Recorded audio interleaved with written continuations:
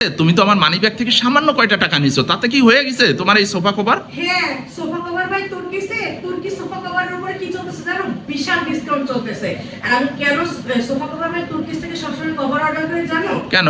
এখানে হচ্ছে 100% অরিজিনাল তুর্কি সোফা কভার পাওয়া যায়। আর অবশ্যই এই লোগোটা দেখে কভার নেওয়া উচিত, বুঝছো?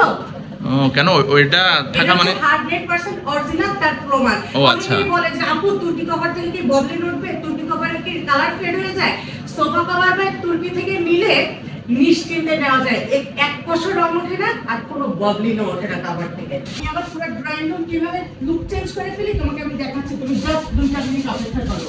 নাও, তোমার সোফা কভার পরানো হলো? দেখো আমার ড্রয়িং রুমের লুক আমি পুরো চেঞ্জ করে দিছি। এবার তুমি সোফা কভার উপর খাও, ঘুমাও, যা ইচ্ছা তাই করো, আমার সোফাটা তো সেফ থাকলো।